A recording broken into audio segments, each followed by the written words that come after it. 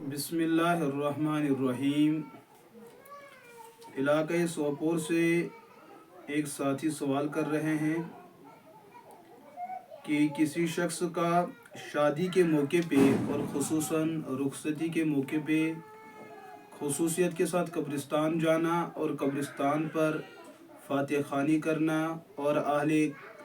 مقبرے کے لیے دعائے مغفرت کرنا،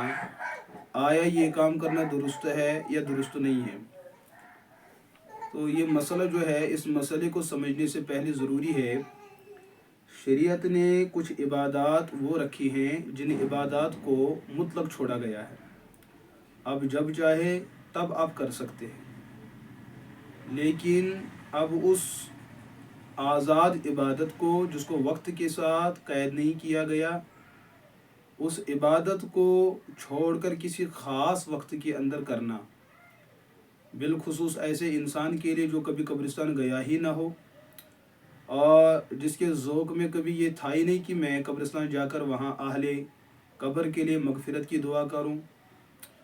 پھر اس شادی کے موقع پہ اس طریقے سے عمل کرنا، یہ تو وہ انسان خود بھی سمجھتا ہے کہ جو کام میں کبھی بھی نہیں کر رہا تھا آج میں کر رہا ہوں۔ یہ سوال تو ہمیں اس سے پوچھنا چاہیے تھا کہ آپ کا مزاج، آپ کی طبیعت اس چیز کو درست سمجھتی ہے؟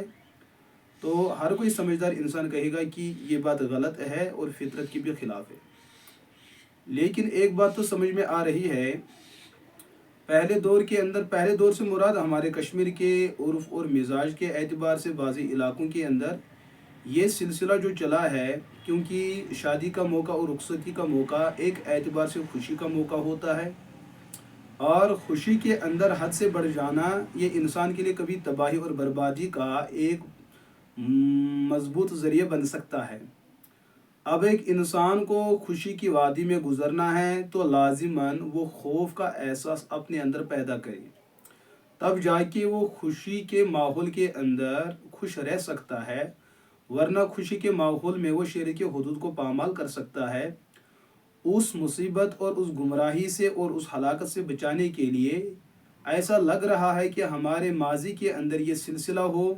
کہ اس انسان کو قبرستان لیا جایا جا رہا ہو، تاکہ موعظت اور عبرت پکڑنے کے لیے کہ اس خوشی کی وادی میں اس نے شریعت کے حدود کو فلانگنا نہیں ہے، نہ پامال کرنا ہے۔ اس حوالے سے اگر ماضی میں یہ سلسلہ رہا ہو، یہ ارادہ رہا ہو، تو یہ ایک انتظامی معاملہ ہے، یہ علاج کا معاملہ ہے، یہ ایک تدبیر کا معاملہ ہے، اس کو غلط نہیں کہہ سکتے ہیں۔ لیکن آج کے دور میں لوگوں نے جو ہے اس کو شادی کا ایک بنیادی حصہ بنایا ہے کہ جو انسان کبھی قبرستان نہ جاتا ہو، شادی کے روز اس نے جانا ہی جانا ہے، اور یہ عمل اس خصوصیت کے ساتھ اور اس اہمیت اور تاکید کے ساتھ نہ قرآن میں اس کا ثبوت ملتا ہے، نہ سنت مطہرہ میں اس کا ثبوت ملتا ہے، نہ حضرات صحابہ کرام رضی اللہ عنہم اجمعین کے یہاں اس کا عمل ملتا ہے، اور نہ حضرات فقہاء کرام کی کتابوں کے اندر اس قسم کا کوئی قابل عمل اور قابل قول ایسا کوئی نظریہ ملتا ہو۔ بس یہ ایک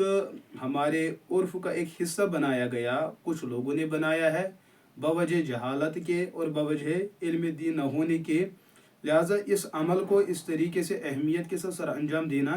یہ بدعت سے خالی نہیں، جسے ہر حال میں اجتناب لازم اور ضروری ہے۔